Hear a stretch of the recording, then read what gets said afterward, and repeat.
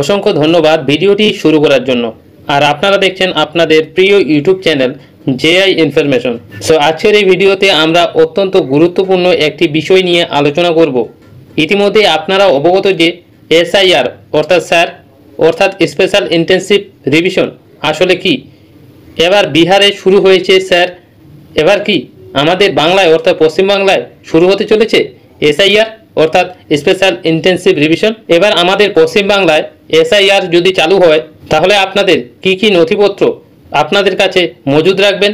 এছাড়াও আমরা এই ভিডিওর মাধ্যমে জেনে নেব যে স্পেশাল ইন্টেনসিভ রিভিশন অর্থাৎ এসআইআর আসলে কি, এটাই কি এনআরসির মুখ্য রূপ।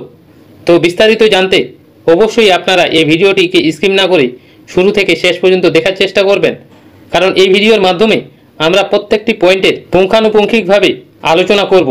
এখানে আলোচনা করব এসআইআর অর্থাৎ স্পেশাল ইন্টেনসিভ রিভিশন আসলে কি জিনিস। এছাড়াও এই অর্থাৎ এসআইআর এটা কি এনআরসির মুখ্য রূপ। এরপরে দেখে নেব যে স্পেশাল ইন্টেনসিভ রিভিশনের জন্য আপনাদের কি কি নথিপত্র আপনাদের কাছে মজুদ রাখতে হবে।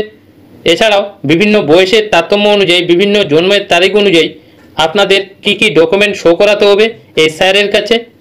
তো বিস্তারিত আলোচনা রইল আজকের এই ভিডিওতে। তো চলুন আর কথা না বাড়িয়ে আমরা বিস্তারিতভাবে সমস্ত কিছু পয়েন্ট ভালো মতোভাবে দেখে নিই। তো তার আগেই আপনাদের কাছে একটি ছোট্ট রিকোয়েস্ট, এ ধরনের নিত্য নতুন আপডেট পেতে হলে অবশ্যই চ্যানেলটিকে সাবস্ক্রাইব করে পাশে থাকা bell icon all notification on করে রাখবেন, কারণ আমরা প্রতিনিয়ত রাজ্য সরকার এবং কেন্দ্র সরকারের গুরুত্বপূর্ণ আপডেটগুলি সবার প্রথমে আমরা এই চ্যানেলের মাধ্যমে প্রোভাইড করে থাকি। তো চলুন সেই গুরুত্বপূর্ণ আপডেটটি দেখে নিই।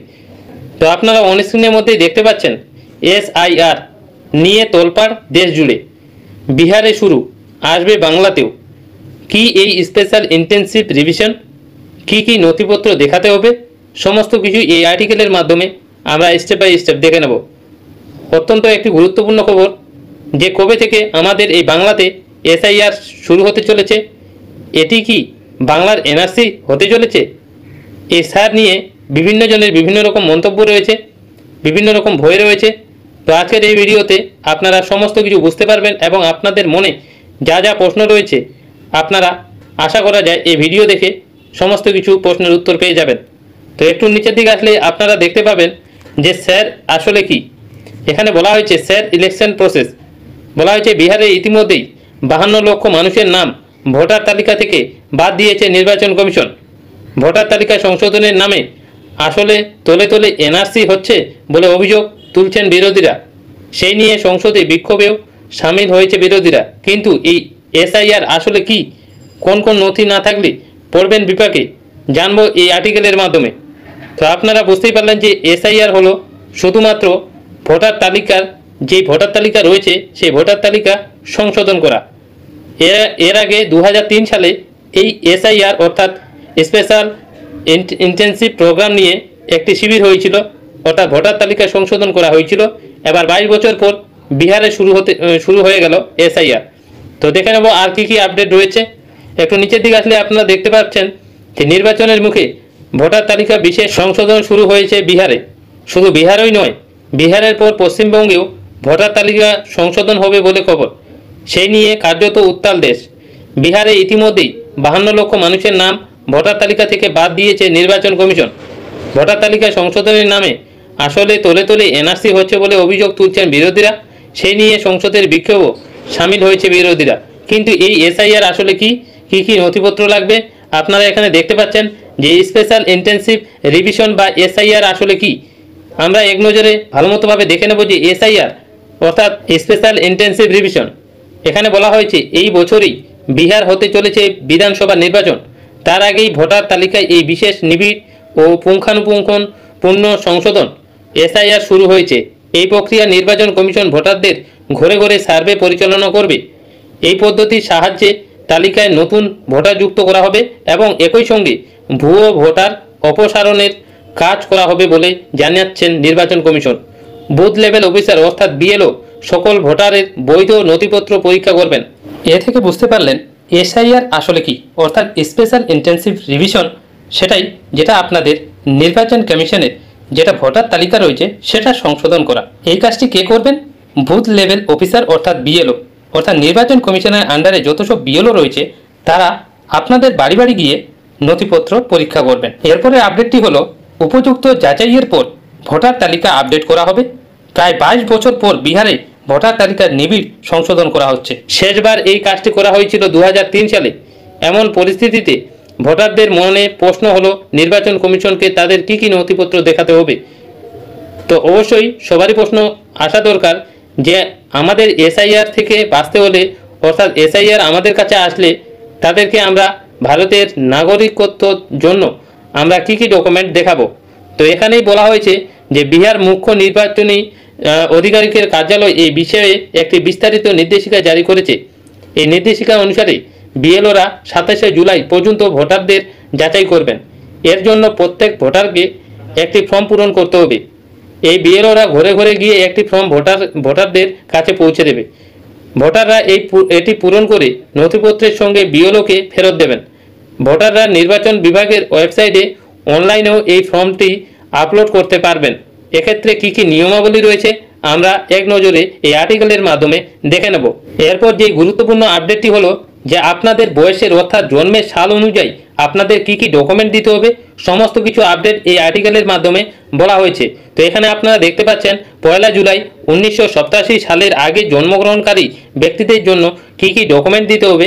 তার আগে এই সমস্ত কিছু আপডেট জানার আগে আমরা জেনে নেব যে এসআইআর অর্থাৎ স্পেশাল ইন্টেনসিভ রিভিশনের জন্য আপনাদের কী কী নথিপত্র আপনাদের কাছে রাখতে হবে। তো সেই সমস্ত লিস্টটি আমরা ভালো মতোভাবে দেখে তারপরে বাকি তথ্যগুলো দেখে নেব। তো এখানে বলা হয়েছে এই নথিগুলি বৈধ হবে যখন আপনাদের নিজেদের বৈধ নাগরিকত্ব প্রমাণ করতে আপনাদের এসআইআর এর জন্য কী কী নথি প্রয়োজন। এখানে বলা হয়েছে যে কোনো পরিচয়পত্র, পেনশনের কাগজ, রাজ্য সরকার, কেন্দ্রীয় সরকার বা রাষ্ট্রায়ত্ত সংস্থার কর্মী হলে পেনশনের নথি থাকলে আপনারা আপনাদের নাগরিকত্ব প্রমাণ দিতে পারবেন। এরপরে দ্বিতীয় নাম্বার বলা হয়েছে 1987 সালের আগে ভারত সরকার, স্থানীয় প্রশাসন, ব্যাংক, পোস্ট অফিস, এলআইসি, রাষ্ট্রায়ত্ত সংস্থার দেওয়ার পরিচয়পত্র, সার্টিফিকেট বা অন্য নথি থাকলেও আপনারা নাগরিকত্বের প্রমাণ হিসেবে দিতে পারবেন। এরপরে বলা হয়েছে বৈধ বার্থ সার্টিফিকেট থাকলেও হবে। এরপরে 4 নম্বরে বলা হয়েছে পাসপোর্ট।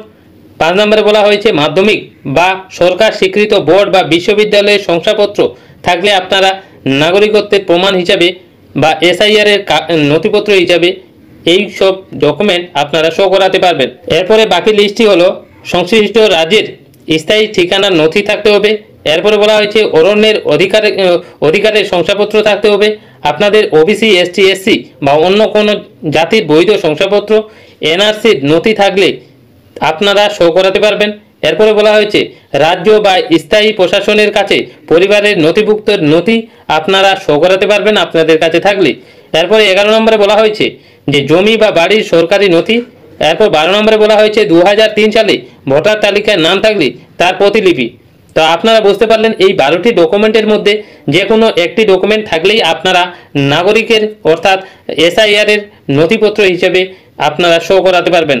তো এরপর দেখে নেব যে আপনাদের বয়সের তারতম্য অনুযায়ী অর্থাৎ আপনারা 1987 আগে যদি জন্মগ্রহণ করেন তাহলে আপনাদের কি কি ডকুমেন্ট দিতে হবে। এছাড়াও আপনাদের 1987 থেকে 2004 মধ্যে যদি জন্মগ্রহণ করেন তাহলে আপনাদের কি ডকুমেন্ট দিতে হবে।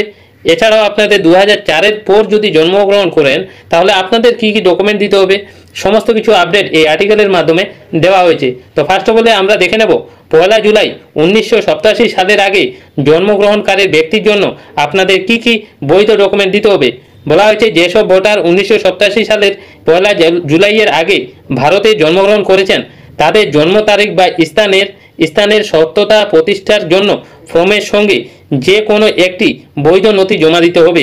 এখানে ভালো মতোভাবে বুঝে যান যে বলা হয়েছে যে কোনো বৈধ নথি জমা দিতে হবে, যে কোনো একটি। বলা হয়েছে এখানে যে 12টি লিস্ট রয়েছে, 12টি ডকুমেন্টের কথা বলা হয়েছে, এই ডকুমেন্টের মধ্যে আপনাদের যে কোনো একটি ডকুমেন্ট থাকলেই আপনারা এসআইআর এর নথিপত্র হিসেবে অর্থাৎ ভারতের নাগরিকত্ব প্রমাণপত্র হিসেবে শো করাতে পারবেন। তাহলে আপনাদের সেই ভোটার লিস্ট থেকে আপনাদের নাম উঠবে না। তো আপনারা ভালোমতোভাবে বুঝতে পারলেন যে 1987 সালের আগে যদি জন্মগ্রহণ করেন তাহলে একটি নথিপত্র দিলেই হয়ে যাবে। তো এরপর আমরা দেখে নেব যে আপনাদের যদি 1987 থেকে 2004 সালের মধ্যে জন্মগ্রহণ করেন তাহলে আপনাদের কি কি নথিপত্র দিতে হবে।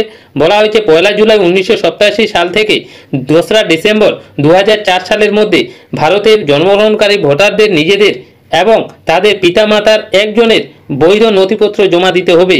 তো আপনারা বুঝতে পারলেন যে যদি আপনারা 2004 এবং 1987 মধ্যে যদি জন্মগ্রহণ করেন ভারতে, তাহলে ভোটারদের নিজের অর্থাৎ তার নিজের ডকুমেন্ট বৈধ ওই 12টা লিস্টের মধ্যে যে কোনো একটি ডকুমেন্ট শো করাতে হবে এবং তাদের পিতামাতার যে কোনো একজনের অর্থাৎ পিতারও দিতে পারবেন অথবা মাতারও সেই ডকুমেন্ট শো করাতে পারবেন। যেই 12টি লিস্ট রয়েছে তার মধ্যে যে কোনো একটি ডকুমেন্ট শো করাতে হবে। তো বুঝতে পারলেন 1987 আগে যদি জন্মগ্রহণ করেন তাহলে যে কোনো একটি ডকুমেন্ট, 1987 আগে পরে এবং 2004 আগে যদি জন্মগ্রহণ করেন তাহলে এখানে দুটো ডকুমেন্ট লাগছে, নিজের ডকুমেন্ট লাগছে একটা এবং পিতা বা মাতার যে কোনো একজনের একটি বৈধ নথিপত্র জমা দিতে হবে। এরপরে বলা হয়েছে 2 ডিসেম্বর 2004 সালের পরে জন্মগ্রহণকারী তরুণ ভোটারদের জন্য কি কি ডকুমেন্ট শো করাতে হবে। এখানে 3টি ডকুমেন্ট শো করাতে হবে। প্রথমত বলা হয়েছে 2 ডিসেম্বর 2004 সালের পর ভারতে জন্মগ্রহণকারী ভোটারদের ফর্মের সঙ্গে তাদের এবং তাদের পিতামাতার বৈধ নথি জমা দিতে হবে। বুঝতে পারলেন, নিজের তো ডকুমেন্ট দিতে হবেই এবং তার সঙ্গে পিতা এবং মাতার দুইজনের একটি করে বৈধ নথিপত্র জমা দিতে হবে সেই ফর্মের সঙ্গে। কোন ফর্ম? যেই ফর্মটি বিএলও আপনাদের বাড়ি বাড়ি গিয়ে দিয়ে আসবে সেই ফর্মের সঙ্গে ফিল আপ করে অ্যাটাচ করে দেবেন। এরপরে বলা হয়েছে খুবই গুরুত্বপূর্ণ পয়েন্ট, যদি বাবা মায়ের কেউ ভারতীয় না হন তাহলে তাদের জন্মের সময় পিতামাতার বৈধ পাসপোর্ট এবং ভিসার স্বপ্রত্যায়িত কপি সরবরাহ করতে হবে। অর্থাৎ আপনারা বুঝতে পারলেন যে তোমার বাবা মা যদি ভারতীয় না হয় তাহলে যখন তুমি জন্মগ্রহণ করেছিলে সেই সময় পিতামাতার বৈধ পাসপোর্ট এবং ভিসার স্বপ্রত্যায়িত কপি সরবরাহ করতে হবে। তো আশা করি আপনারা বুঝতে পারলেন যে এসআইআর আসলে কি এবং এসআইআর যদি চালু হয় তাহলে আপনাদের কাছে কি কি ডকুমেন্ট থাকতে হবে, এছাড়াও বয়সের তারতম্য অনুযায়ী আপনাদের কি কি ডকুমেন্ট শো করাতে হবে, কয়টি ডকুমেন্ট দিতে হবে, সমস্ত কিছু আপডেট আপনাদের এই ভিডিওতে দিতে পেরেছি। আশা করি আপনারা বুঝতে পেরেছেন যে আশা করি এসআইআর নিয়ে যেই বিভ্রান্তিটি ছিল সেই বিভ্রান্তটি আশা করি এই ভিডিও দেখে সমস্ত কিছু প্রশ্নের উত্তর পেয়ে গেছেন। তো যদি ভিডিওটি ভালো লাগে তাহলে অবশ্যই লাইক করবেন, বন্ধুদের সঙ্গে বেশি বেশি করে শেয়ার করে দেবেন যাতে এই গুরুত্বপূর্ণ আপডেটটি সবার কাছে যেন পৌঁছে যায় এবং সবাই যেন চিন্তামুক্ত হয়।